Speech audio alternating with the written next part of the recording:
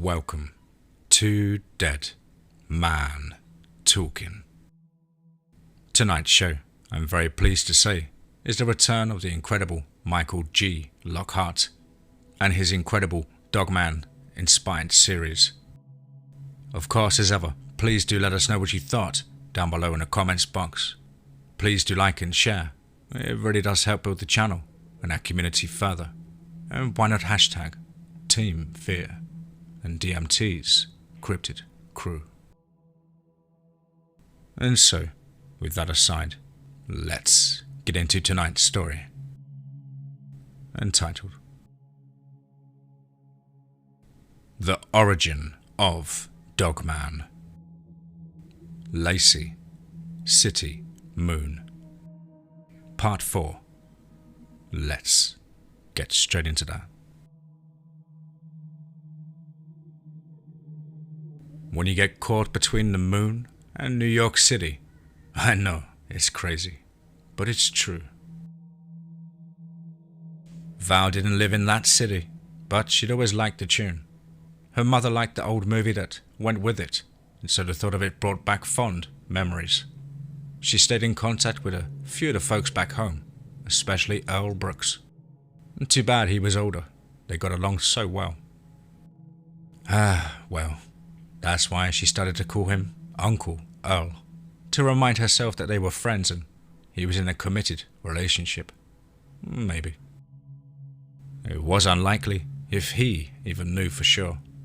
The fact was, he was still married too and in love with his long-deceased wife. And he always would be. Super sweet, but sad as well. Maybe it was time to check on the old geezer. That's what he called himself. Internal eye roll. She found that he'd already left her a message, only a few minutes earlier.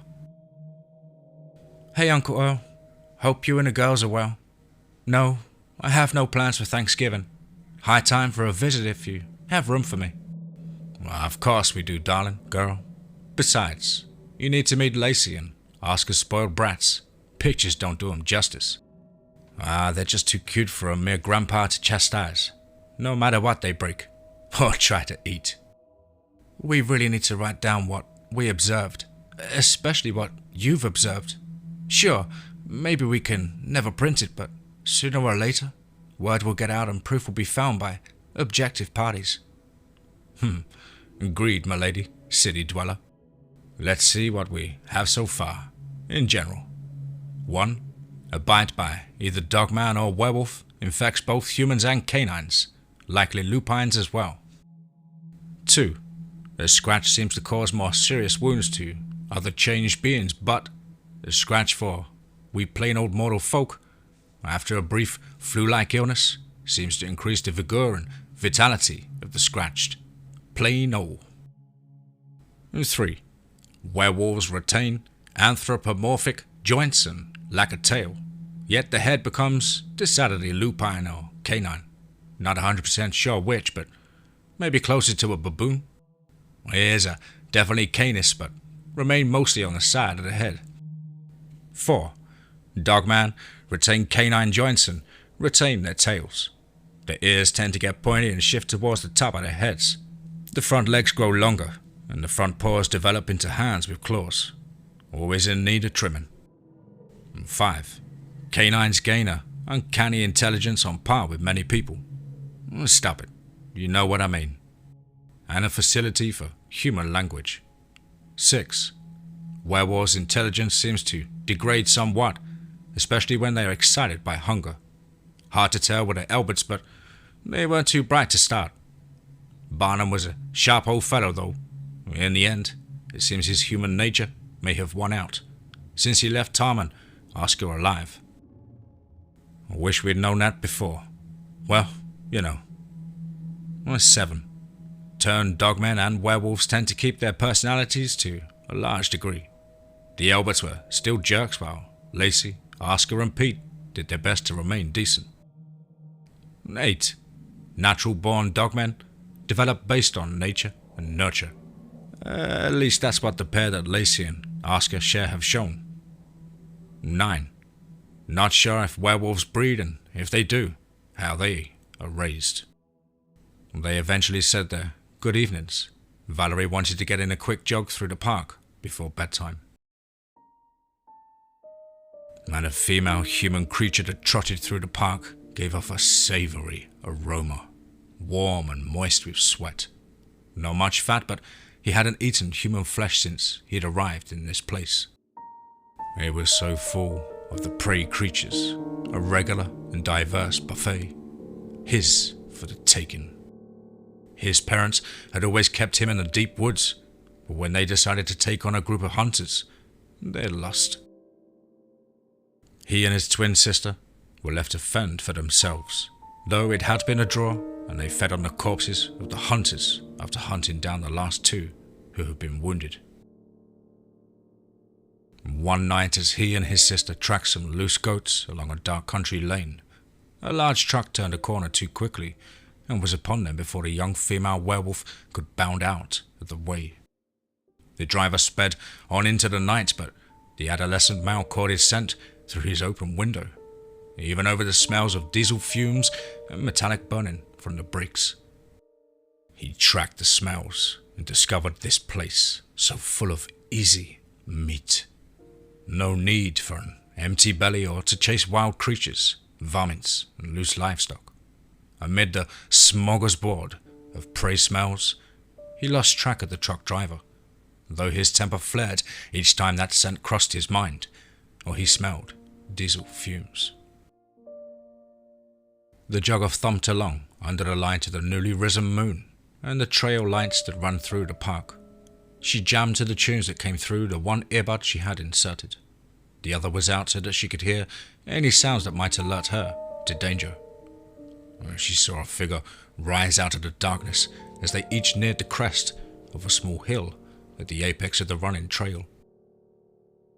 And the shadow resolved into another runner who clopped along from the opposite direction. A young woman, pretty with that heart-shaped face and magnificent hair. "I'm jealous," she thought as they nodded and waved to one another. As she neared the top of the rise, a larger figure resolved from within the brush and gloom at the side of the trail.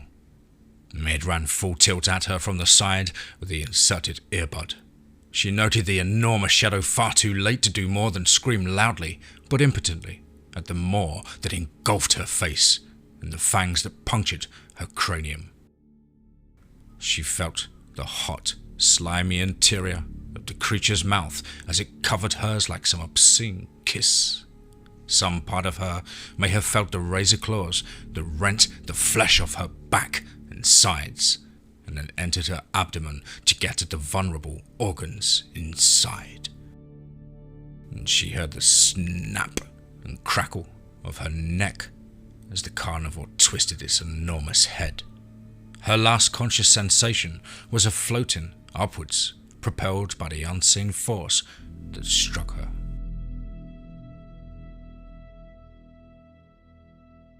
Val liked to run without earbuds.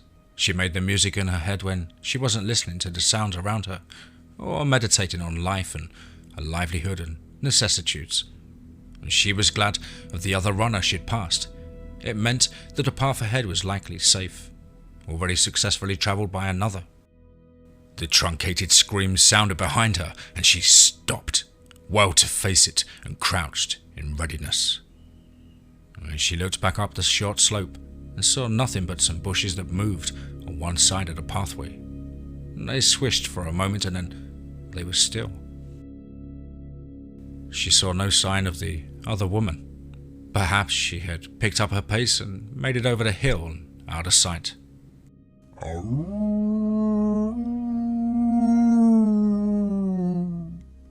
Her heart leapt and adrenaline coursed through her body. "Mad! I hate jump scares," she thought. The triumphant howl of a successful hunt rose from one side of the trail ahead. It came from the other side on which she observed the bushes move. She listened to the recordings Uncle Earl had found. This was not a Dogman. The difference, it was subtle, but she listened until she could discern between the two, as though her life might one day depend on it. She had grown up in a country and learned early on not to run from predators.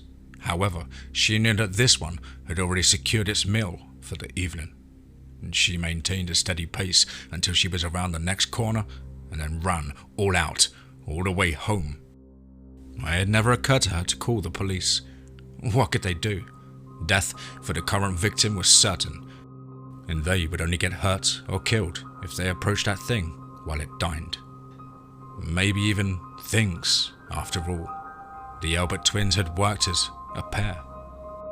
When the thought crossed her mind that they may have mated, blah, she calmed herself and called the one person in whom she had absolute confidence when it came to transmogrified creatures of the night.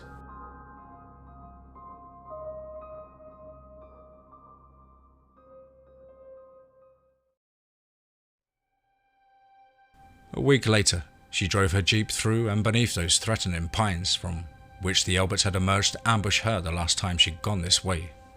Of course, that had been after dark and it was now just past sunrise.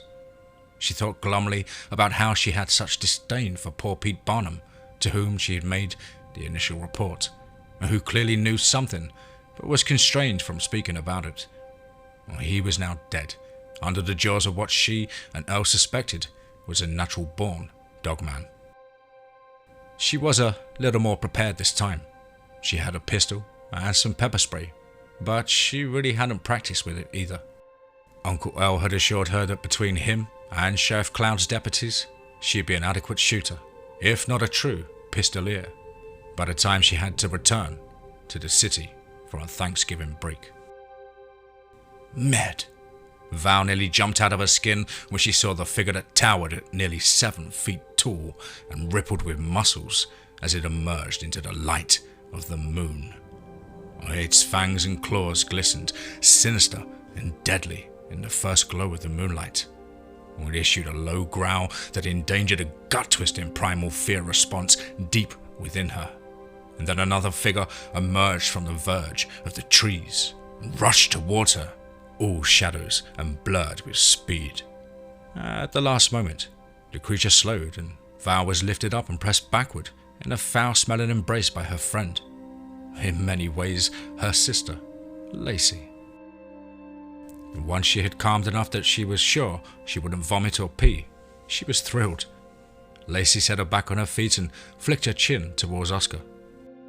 There was simply no other word for the being who stood grinning at her and adding his own rank effluvium to the mix of monster breath. Magnificent, aren't they? Uncle Earl exactly matched her own thoughts with her easy report. I wouldn't expect anything less from you, Lacy, she assured her friend. Lacy's grin widened and she huffed. She took a few steps towards the forest and then uttered a low growl with a whine at the end. Hesitantly at first, but with a greater enthusiasm when they spotted Grandpa Earl. 2 figures emerged from the underbrush. A male Dogman, where one was very obviously male, and one of these was clearly a boy. The other was just as clearly a girl, and they were obviously a blend of their parents, features and builds. Earl opened his arms and the 2 smaller figures ran into his embrace. They nearly bowled him over and set him to laughing. They hugged at him for a few moments. Valerie had never seen the man so happy.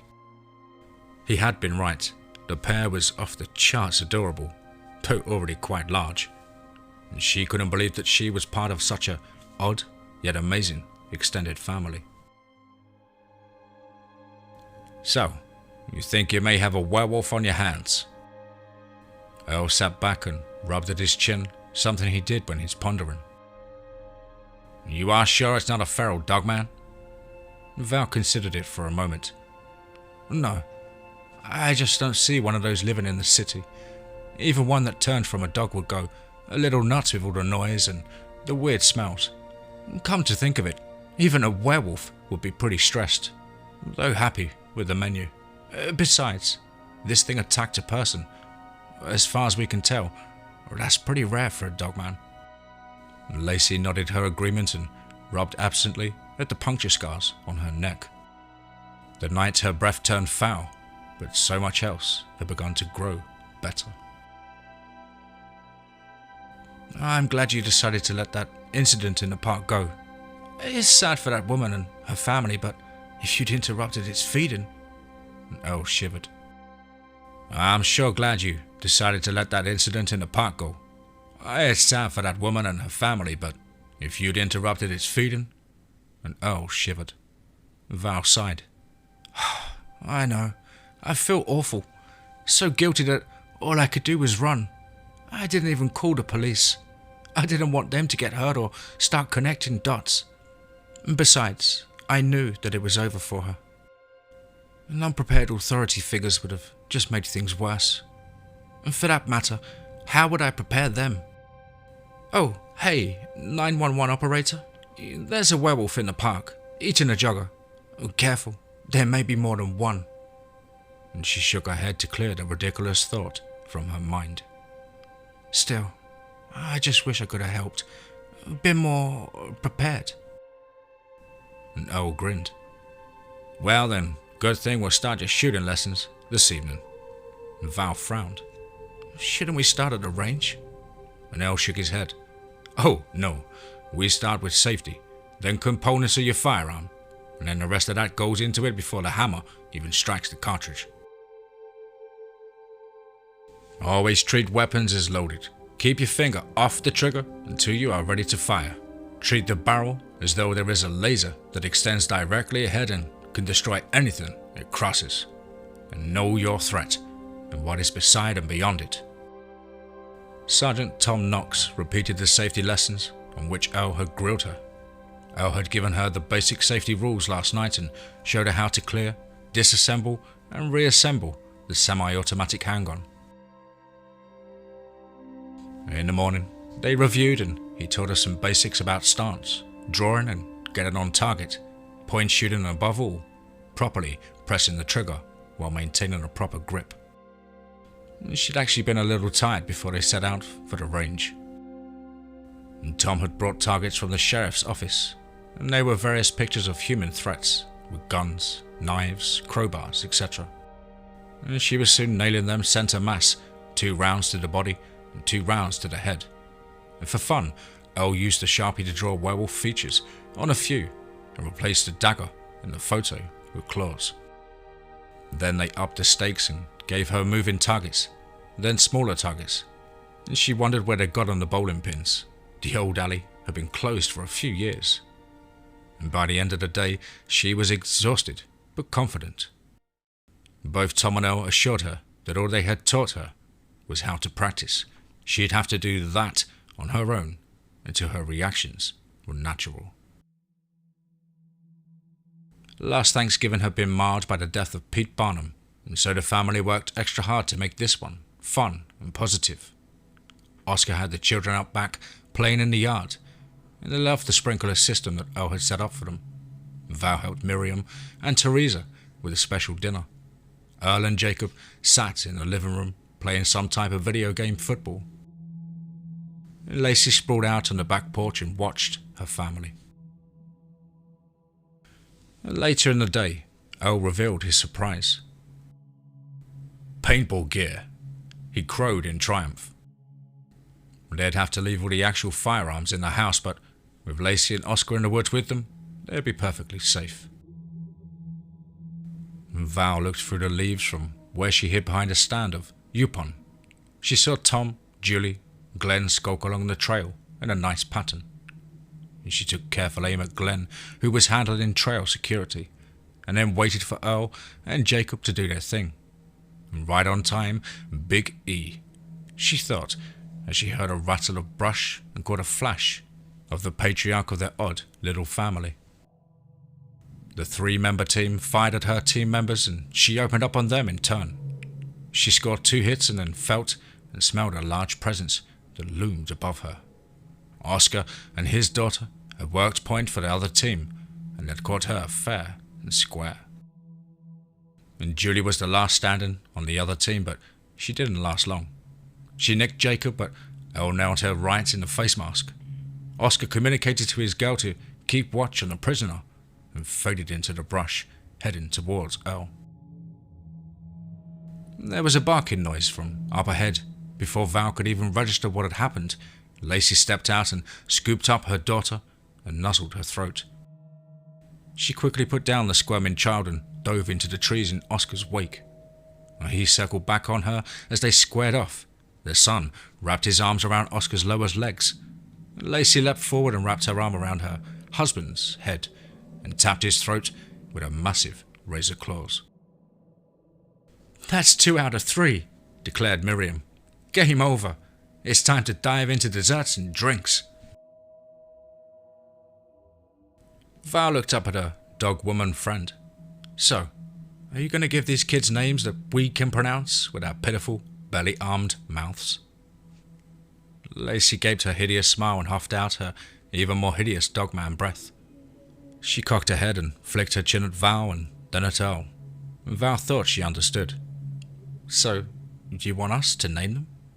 Lacy reached out and carefully patted Valerie on the head and shook her own in turn. And she pointed to her daughter and then to Valerie, and then pointed to her son and then to Earl. "Ah," the light went on for Val. "You want to name them for us?" Lacy nodded vigorously and lolled her tongue in delight. "Earl the second, since Earl's his grandpa and Valerie the second after her aunt?" A little confusing. "Perhaps she could use my middle name. It's Adele. It would go well with her brother's name, like twins are often named." And Lacy thought for a moment and beckoned to Oscar.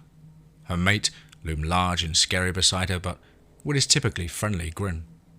And Valerie gave him the spill from the top. He thought of it for a moment, looked at Lacy, and made some weird noises. Lacy answered and they both turned to Valerie and nodded. "Tell it is," she announced. "We need a ceremony, like a bar mitzvah." She restrained her laughter at the look of pure confusion on both of those terrifying countenances. "And so, as Alpha, I bestow my name on the eldest son of Lacy and Oscar Brooks." Earl intoned in a solemn manner and clapped his namesake on the shoulder. The young Dogman was as tall as his grandfather's shoulders and promised to grow at least as large as his father. He grinned and spewed stench into the lead Alpha's face in appreciation and love. Valerie smiled at her own namesake in turn. "I'm giving you my second name, Adele. I love it as I love your mother and now you. And please, wear it with honor." And she received a slubbering kiss that was as ripe as the breath of any grown member of her species. The little ceremony complete, the group settled in for the last Thanksgiving weekend meal. And Valerie was a little concerned that Miriam might feel slighted about the names, but she didn't seem to mind and had even added some trappings for the ceremony. And they shared the work of cleaning up the dishes afterwards, while Earl and Jacob took care of cleaning up everything else and putting away leftovers. "Lacy really thinks of you as her sister. There was, after all, an instant bond between you. I think she misses you as much as she craves any human company, which is not much." Miriam smiled. "Especially after the twins," Val noted. "Talk about an instant bond. They almost crushed me, trying to see who could sit the closest. Not that I'm complaining, despite the breath thing. They are incredibly sweet and well-mannered. Lacy and Oscar, they're doing a great job." She laughed. "It's so weird to be having this conversation. Anyone who heard us would think it was about, well, people. I guess it is though, as they are as smart as most and if not smarter than many. They are certainly on the decent side of the human scale. I feel good. I think I'm as good as I'm going to get with the first set of sessions. I promise, I'll practice, Uncle Earl," Valerie assured her monster mentor as she prepared to leave. They just completed one last set of shooting courses out in the trees so that she'd be prepared to defend herself in the big, bad city. "Alright then, gorgeous. You head off and you do your do. I know you bust your butt between work and school. You'll have that JD and pass the bar before you know it. You gonna make me call you Esquire?" Earl grinned. "Naturally, at least in mixed company." Val gave a little laugh. She loved encouragement from this man whom she so greatly respected. "Well, practice, And remember, you can do plenty without firing a round. Safety first. Once you are sure your weapon is clear, well, bad folks on the TV make a great threat assessment exercise and give you a chance to practice trigger press. Try to stay out of trouble, but if trouble comes knocking, it won't be for you, at least not for long. Val felt an odd impulse and wrapped her arms around his neck in a fierce hug. You be careful too and watch those woods. You never know what might creep out, even with the neighbors you have. Actually, especially with the neighbors you have. The city is much safer in that regard. The two-legged meal below did not smell as pleasant as had most others on which he'd dined since his arrival in the city. He'd eaten some other creatures as well, and he was still growing, and with no one to teach him, he rarely exercised control over his enormous appetite. He'd had a scare when a few of the two-legs, in similar coverings, tried to capture him. He had to run around on all fours and eventually escaped by climbing high above them. He knew that canids could not climb, otherwise he would never have been able to feast on dogs. The odd two-legs did not look up since they knew it as well, and assumed he was a large dog. He had learned to stay quiet after kills. It brought unwanted attention and competitors. This one reeked though, and it made the stench worse by urinating onto a nearby wall. He growled in dissatisfaction. He had found a place where many of the stinking big vehicles stood. He had been stalking it for a couple of nights, hoping to catch the scent of his intended prey to get his revenge. Yet the one below was right here, handy, and appeared to be weak, to be the one that would lag behind the herd. The hunger gnawed at his innards once more, and he sprang.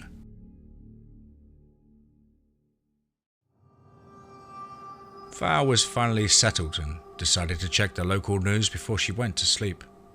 The fate of the other jogger still had her upset, and she hoped for news, for closure for that woman's family, and perhaps for some information on whether there was really a monster haunting the city.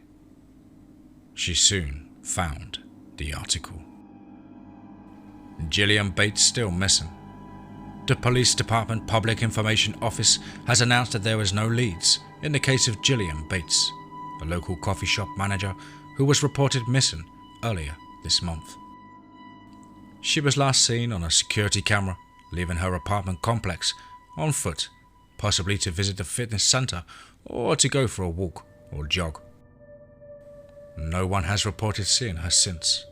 The family has offered a $25,000 reward for information leading to her safe return. Poor Jillian. No closure on that one. Not even a corpse. I wonder if there are any other mystery maulings, she mused. There was a possible link. Remains found near river, attributed to alligator predation. The terribly shredded remains of a man were found in a river district 2 days before Thanksgiving. His body had been torn to pieces and partially consumed. His grandchildren, ages 4 and 2, were unharmed, though clearly traumatized. Sources tell us that the 4-year-old reported seeing a big dog. Authorities have stated that they are looking into just what type of creature could have caused so much damage, but for now suspect it was a large alligator. "Cater my ass," Val exclaimed internally. "Same day I left for back home? That's at least 2 inside of a week. How many would a fully grown werewolf eat? Wait." Surge in missing pets. Authorities are warning pet owners to keep a close eye on the dogs and cats. 4 large dogs and at least 6 cats have been reported missing in the Heights area, just west of the River District. There are no suspects at the moment, but the number is troubling, and 4 times the normal number of pets that are reported missing. And one more, and she read on. Body of homeless man found in True Line trucking. The mangled remains of a homeless man were found at the headquarters of Trueline Trucking Company on Monday morning. He was in an employee-only area, but management at the Trueline states that the fence had been breached nearby. Some of the body parts were missing, and authorities speculate that the man may have died of natural causes and then been mauled by a pack of stray dogs. The security camera in that area did not work. Trueline management is working with detectives to solve the mystery. Great. Despite her solitude, Valerie spoke aloud in frustration, mingled with relief. The detectives can't see the links. She took in a deep breath, practiced her calming breathing, then returned to her internal dialogue. Well, on the surface, it would be hard to connect those dots. Guess not many will listen to a small child like that. Once she calmed, she decided to do the work herself. She started to connect the dots as much as possible for where and when the incidents occurred. There! On a line from the park to the river district, to the heights, and then the trucking company. This thing? It was on some kind of mission. The line cut deeply into the densely populated portions of the city.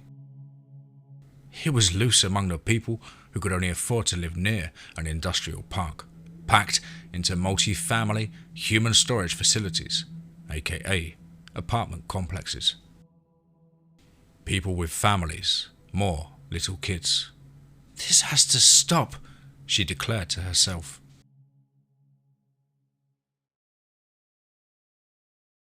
Rico wrapped up the last few steps to prepare his rig for tomorrow's haul. It was time to go home and relax, have a few more beers, hang out with the kids, and enjoy a little fun with the old lady before he got his beauty rest. This time of year was always busy, not that he minded.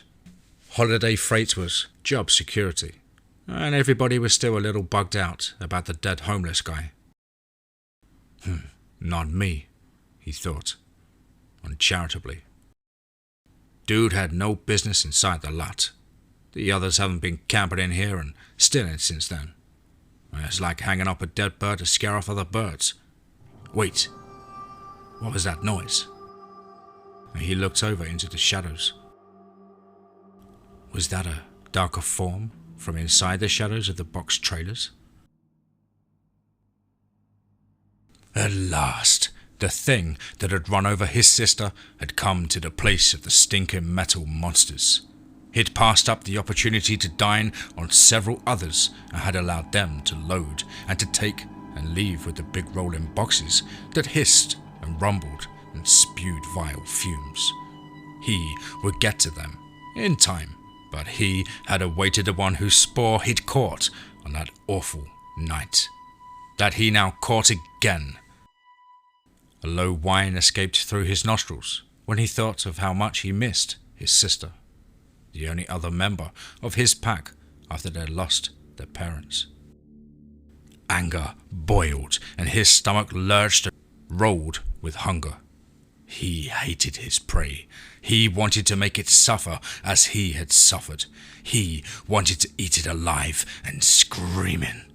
His anger burned until it turned white-hot rage, and ropes of draw hung from his gaping maw. Ha! It had noted him. Perhaps. It was hard to tell. These creatures had such limited sensory capabilities and paid so little attention to their surroundings. Even a simple deer would have attempted to bound away into the darkness at this point. Another reason to hate this creature. Contempt for its weakness. Without even thinking about it, he let forth a deep growl that turned to a snarl. He wanted this one to fear, to feel its heart pound and fill its muscles with oxygen-rich blood. Oh, he longed for the exquisite tang of mortal terror in the blood and organs when he tasted its flesh. Rico caught a wet glint in the yellow-tinged lights of Lot A, from which trucks would spill forth in the pre-dawn, headed to various locations in the city and around the nation. he heard a guttural animal noise that caused his guts to clench and felt a sharp pang in his chest as adrenaline flooded his system. His hearing muffled and his vision narrowed to a tunnel that aimed and focused on the shadow within the shadows. His breathing grew sharp and shallow and even more rapid. He felt beads of sweat form on his lip and forehead and a few trickles from the hot crevices of his body. Time seemed to slow until it felt like he was in a dream state. He noted a pair of fiery red orbs that blazed like hot coals in a big black furnace. And they rapidly grew to great size, and he saw that they resided above a mass of fangs and jumping teeth. His last rapidly fading conscious thoughts were about Little Red Riding Hood and what big eyes and teeth her grandmother had. He had read that story to his daughter the night he hit that big dog thing, and she'd been having bad dreams.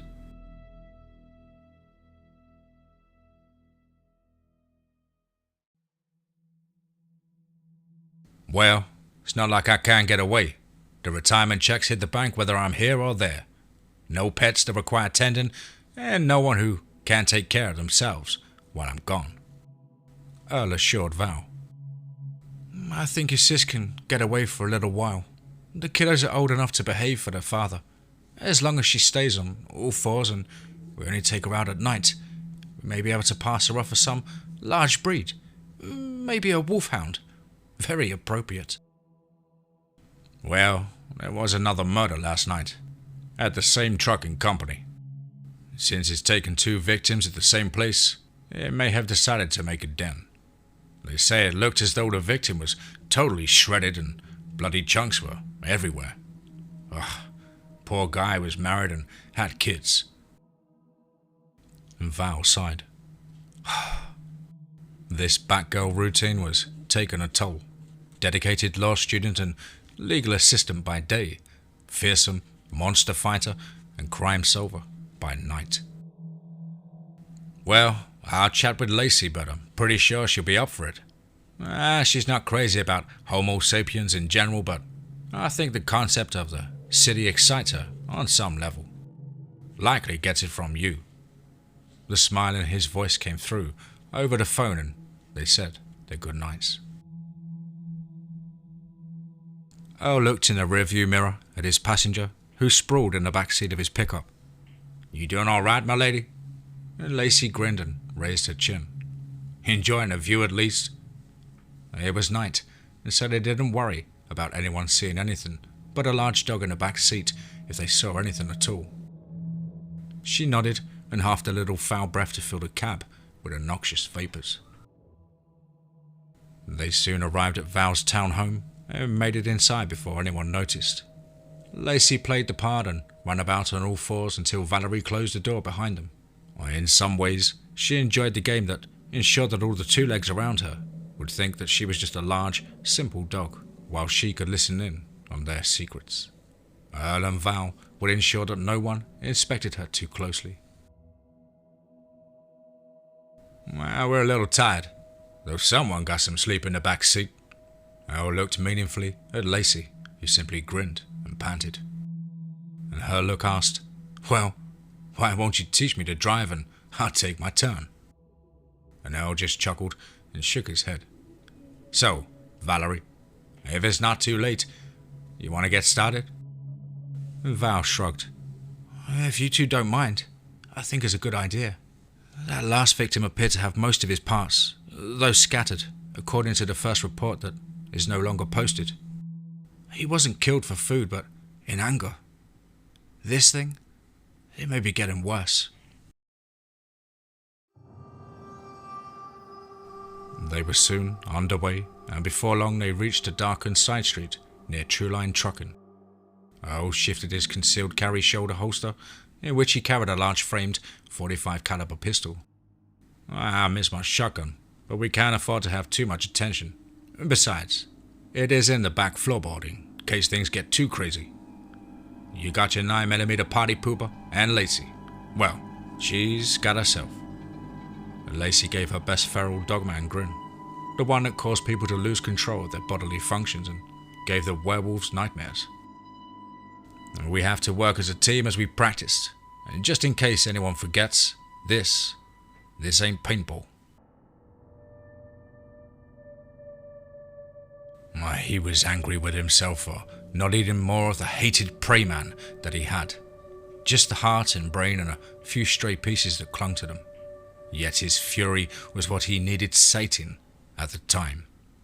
He decided to take one more meal from this hated place before he moved to a fresh hunting trail. Yet prey was non-existent tonight. Perhaps he'd already hunted it as far as he could. Hunger gnawed at his innards, so he held out for just a little longer, and then was soon rewarded with one of the rolling metal boxes full of potential food. I had turned onto the dark end of the business park, where he had set up his hunting stand. The wind shifted, and he caught the scents. A male and a female, and a female of another type. One that set his senses immediately on edge and elicited a low growl from deep within his chest. His instincts screamed that this was the enemy. Lacy stiffened for a moment and rose to her considerable full height. She raised her nose and sniffed. She caught just the faintest odor, and then the breeze shifted, and she lost it. Yet it was enough. She was sure of what they faced when she again resumed her four-legged posture. She met the eyes of her alpha and nodded. She flicked her chin briefly in the direction from which the scent had come, and Earl nodded. Well, that was fast. So, on top of those shipping containers, just beyond the fence. Lacy replied with a single nod. Earl withdrew the pistol from under his shirt and assumed a two-handed grip. Best feel your hands, lovely Val. We have company. As they readied themselves, a dark blur emerged from the shadows, and a hideous, howling roar set adrenaline surging. Before anyone but Lacy could react, the young beastman was upon them. The heart of the hound met precipitously with the heart of the wolf, and the two great beings clashed. They moved quickly, and it was dark, so they became mostly a shadowy blend of teeth and claws, slashing, snapping, throats growling as each attempted to gain deadly purchase on the body of the other. There was no way for either of the humans to get a shot in, with Lacy and her adversary so closely bound together. Lacy was furious and allowed her instincts to take hold as she fought for her life against her most natural enemy. This was what the Old One had meant. The exaltation of combat with the eldest foe of her kind. The one that made her soul scream out in rage. This one was young, not fully grown, only about her own size, though it had large shoulders and a deep chest. It was powerful but unskilled. She turned aside its efforts to seize her throat in its slavering maw, and she managed to do some injury to its flanks and upper chest with her claws. And then, on one of their rolls, it managed to get her right forearm inside the farthest front end of its jaws, and she felt the teeth enter her flesh. She gave a yelp as the big adolescent werewolf quickly turned its head and tugged to cause maximum damage. She followed the direction of the pull and shoved her elbow deep into its mouth and to the top end of its throat, and then slashed at its abdomen with a free hand. She felt her claws gain purchase, and suddenly her arm was free, and the weight of the creature vanished. She rolled quickly to her feet to resume the battle, and to her horror she saw the thing close its jaws on her father's shoulder. The old man pumped a few rounds into the monster's guts and thighs, and it released him and swiped Val's pistol from her hands as it raked her forearm with its claws. It turned and bounded away into the shadows, limping and howling with pain and rage. Lacy took a few paces in its wake but stopped. She had to attend to her pack members. She ran to Earl first, who lay sprawled on his back, his pistol set aside and his free hand gripped on the injured shoulder. Lacy quickly lifted aside the hand and plunged her claws into the flesh wound. She did the same on the other punctures. Val ran up and grabbed at her. "Lacy, what are you doing? You'll make him bleed more." Lacy whipped around and rose to her full height, well above that of her human sister. She was still and in a wild, angry state. Her eyes blazed and her claws raised until she took in the expression of pure terror on her pack mate. She turned the raised scalpels at the ends of her fingers from the threat into a gesture of explanation by giving them a wiggle. Val gripped the slashes on her own arm, and the light of understanding touched her eyes. "You want to try and help, to make him stronger like when that other Lacy scratched him and when Barnum scratched Tom?" Lacy gave a quick grin, huff, and nod. Earl had managed to rise during their exchange, and he tucked away his pistol. "Thank you, my darling girl. I don't want to end up like poor Barnum. We'll know soon enough. About the time you come out of your flu, Val. Not sure we killed that thing. Probably not. Girls, promise me that if I begin to change, you'll help me end it in the only way we can." The pain from the other's claws was intense. The wounds from the praised creature's weapons throbbed, but he knew that they would heal, and the ringing in his ears would pass. He made it back to his daytime lair, a place removed from his hunting grounds. He'd bled and was weak, yet to restore himself he would have to feed. It would mean abandoning this place, but that was just as well. He did not feel up to climbing, and with his current wounds felt most comfortable on all fours. The local meat would not recognize him as a threat until too late. He wandered the area for a short time and then saw one of the two-legged prey creatures in the middle of the paved area. It rode around on a metal thing, circling and looking about in a fairly alert manner. Yet it was alone. He took a sniff of the air around him to ensure that no other predators or prey were present. He was not filling up to another fight. He used the shadows from a broken streetlight to approach as closely as possible to the circling figure. "Stupid stray mother," the thing said as he sprang onto it. They crashed to the hard surface, and a quick seizure of its head and the jerking turn of his own rendered the thing quiet and served as a meal preparation.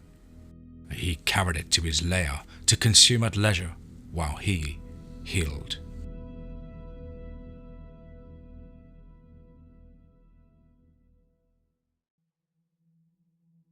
The trio of hunters took refuge in Valerie's home. She was asleep in the fog of the wolf scratch fever. Earl lay about in a similar stupor. Lacy was alert and had trouble resting from the pain of the wound in her forearm. "Stupid little beast," she hissed internally. "What was it thinking, attacking the three of us?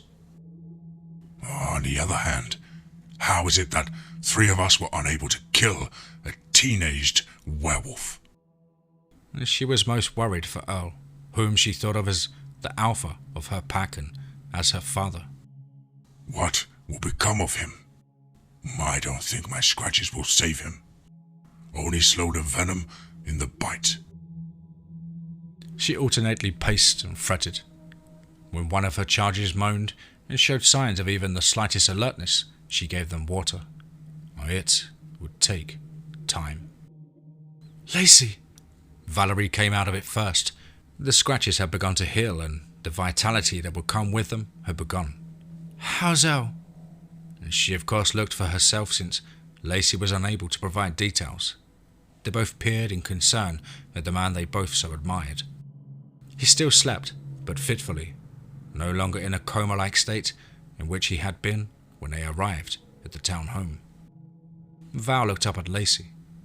"Thank you, sis. You were amazing. So brave and so fast and so angry.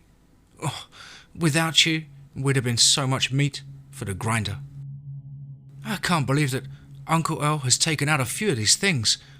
You too, for that matter." Lacy just stared at her in the inscrutable manner the canines sometimes assume when they understand but have nothing to add. She let her tongue low and returned her gaze to her father. And she was still there when Valerie returned from a short foray to the local store. Al thumped along on a familiar trail, one on his own property. He smelled something delicious up ahead and his stomach rumbled in anticipation of a delectable morsel, a bloodbath and gorging feast. He approached the little cattle pond by the pathway, and there it was, his prey, bent forward, looking into the water, perhaps deciding on whether to take a drink like a fearful deer, only on 2 legs. At first he smelled the mature one, the one that often shared his den, but when the prey rose, alerted to his presence, and turned to face him, the scent shifted, and as he sprang forward to devour her, the features resolved into those of Valerie Lefevre.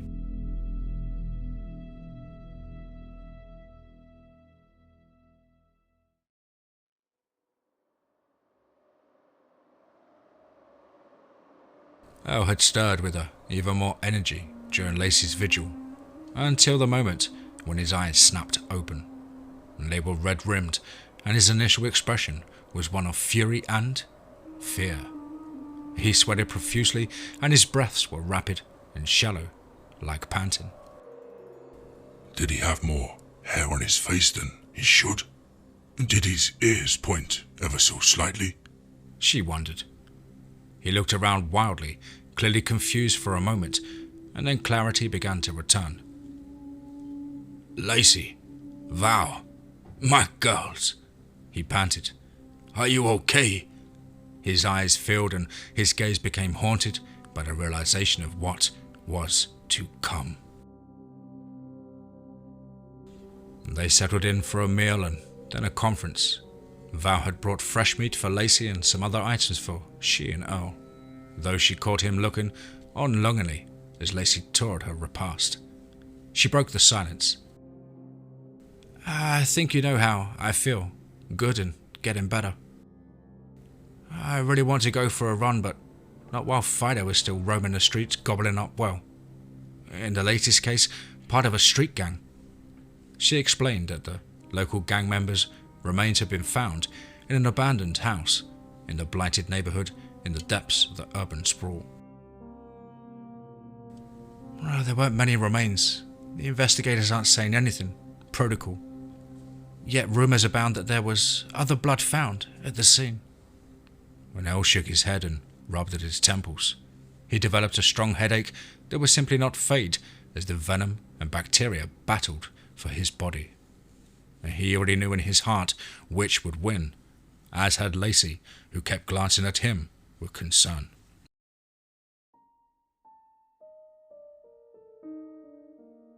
It's been 2 days and a night.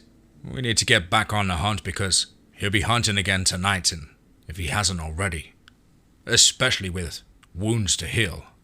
His voice sounded rough to his ears, and his 5 o'clock shadow was out of control. He hadn't noticed, but when he spoke in Val's direction, she crinkled her nose and assumed that same expression as when Lacy huffed at her, the ugh, what a horrible stench expression. It's already begun, he thought sadly.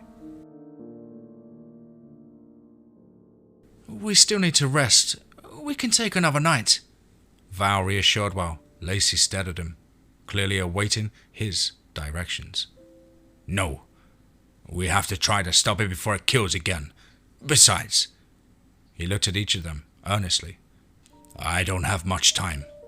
He raised a hand to stop Val's objections, and he knew that Lacy would have none. We all know what will happen, and all too soon. We have to act so that we can get back home and take care of it.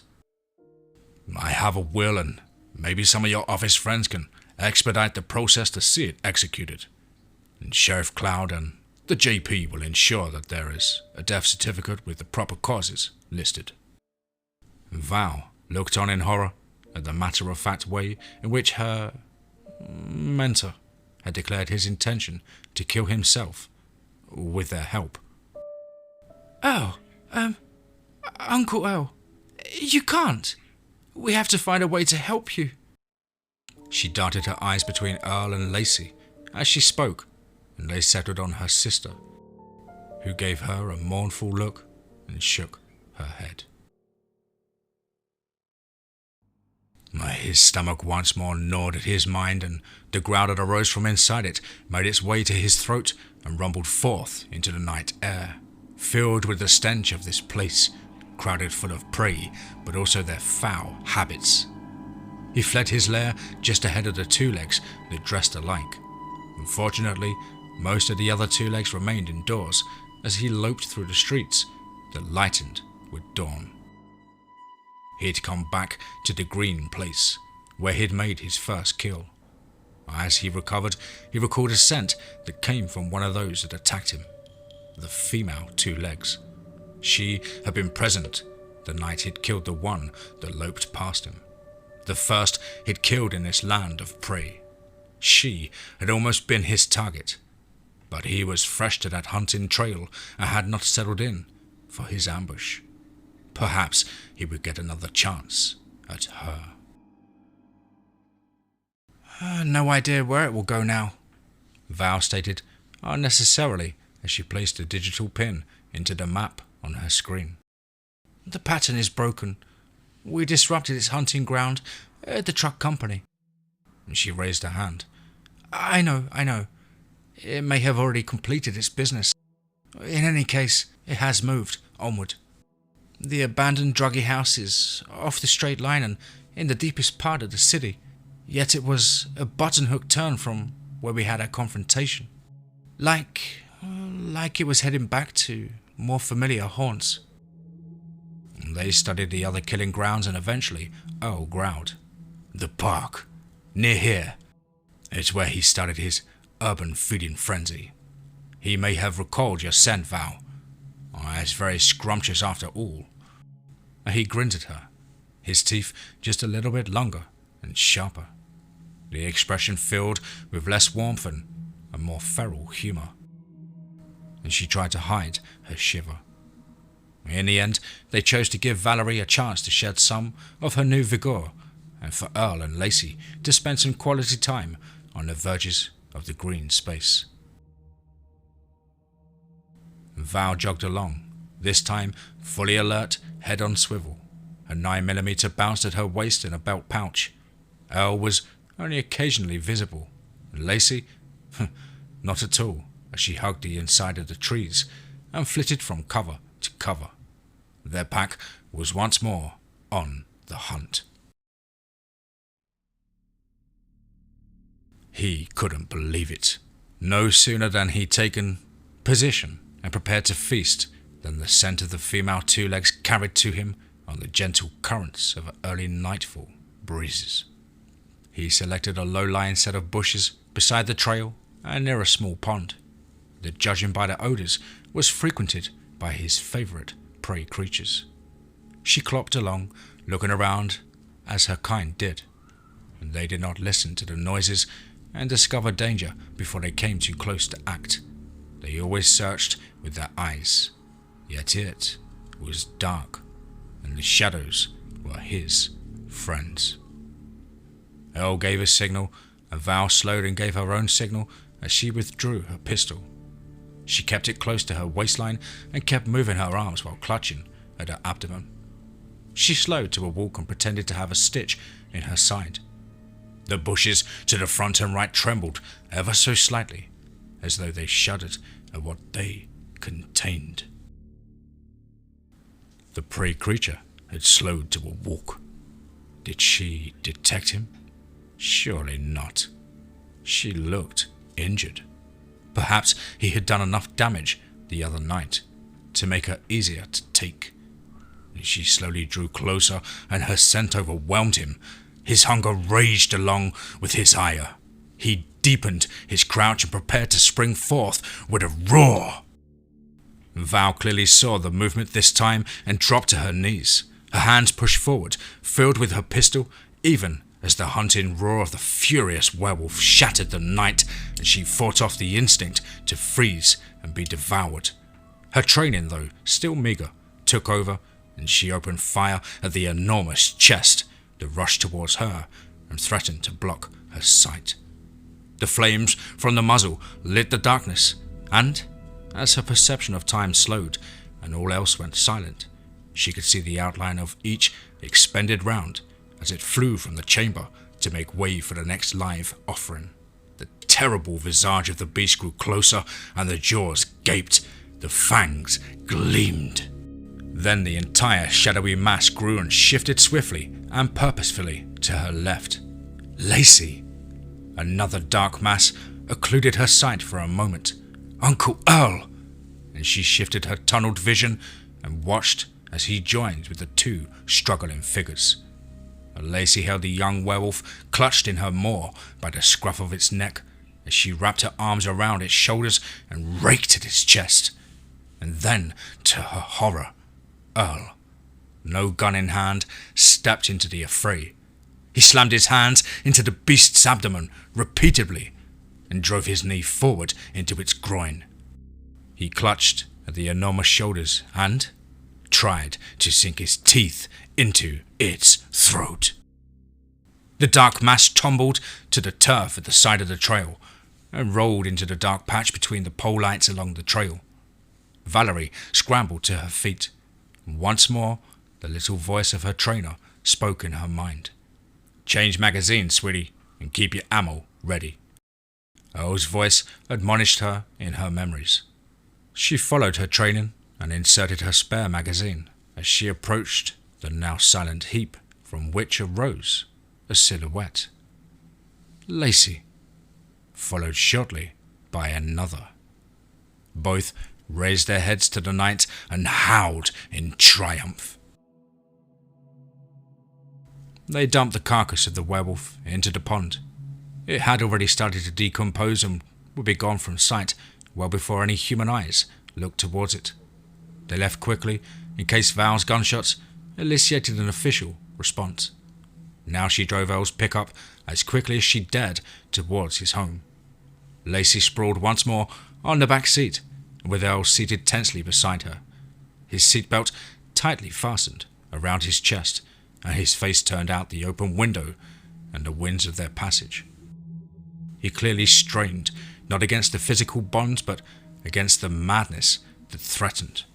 The fight and the blood had increased the speed of his transformation. "Jean, I can't thank you enough. Please, don't tell Miriam. I know that what we were doing is dangerous, but I'm in good hands and will be far from here, from all people, soon. If things go wrong, Lacy and Oscar, oh, they'll handle it. Maybe Grandpa Wolfie can help raise the kiddos," Earl said in his very husky and coarse voice. They shook hands, Earl careful of his fingernails that had thickened and lengthened. Lacy and Oscar waited inside the tree line. The pups had been hesitant to approach their grandfather since his return and hid further inside the woods. He gazed at Vale with an odd longing in his heart and on his features. "One more thing for the book. I think that Lacy managed to intercept some of the mental degradation, at least for now." He glanced at Jean. "No funny comments, High Sheriff Cloud." He winked. "I don't think we'll be coming back for Hanukkah or Christmas. Perhaps never. We just can't risk the nature of the beast." Days later, far inside the miles of trees that extended back into the logging country, Earl looked up from the fresh kill and into the admiring eyes of his grandchildren. Until this moment, they had remained distant, confused over the odd change in his scent. The smell made them angry. Yet, when he looked at them and spread his arms, they gave up and rushed to him, wolf stink and all. And there were no human ears to hear it, but the triumphant hunting howls of Dogman and werewolf rose through the branches and boles towards the setting silvery moon and blended into a savage harmony.